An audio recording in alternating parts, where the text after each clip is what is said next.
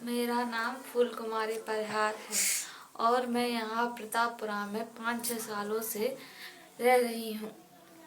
और मुझे ये रमेश खंगार बहुत ज़्यादा परेशान करे हुए है। पिछले दिन 20 तारीख को मेरी बहन के यहाँ पे नाती हुआ था, तो उसका पलना आया था। तो मैं अपने गांव से घर आ रही थी। रास्ते में मुझे रमेश खंगार की गाड़ी मिली, जिसमें से रमेश खंगार, संजू खंगार और भरत दांगी उतरे। मैं और मेरे पति साथ में थे।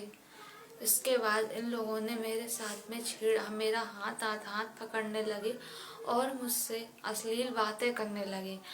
इसका विरोध करने पर मेरे पति से कहने लगे, माधवचोद तुम हट जाओ वरना मैं तुम्हारे ऊपर गाड़ी चढ़ा दूंगा। जैसे तैसे मैं और मेरा पति वहाँ से आए तो मेरे दीदी के यहाँ पर नाच गाना हो रहा था, तो हम लोग भी उसी में शामिल हो गए।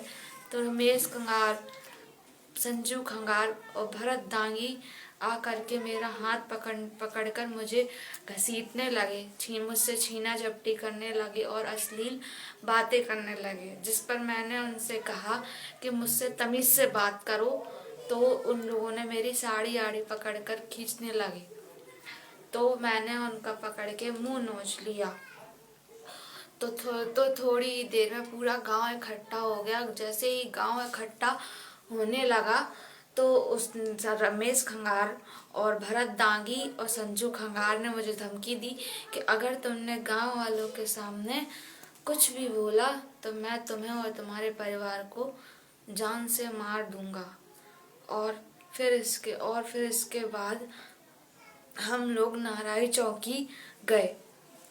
नाराई चौकी में पुलिस वालों ने हमारी कोई भी सुनवाई नहीं करी, और सुनवाई शायद इसलिए नहीं हुई होगी कि ये तो बहुत बड़ा गुंडा है पूरे क्षेत्र का, इसके ऊपर कई मर्डर केस लगे हुए हैं, इसलिए हम लोगों की सुनवाई नहीं हुई थी वहाँ पे।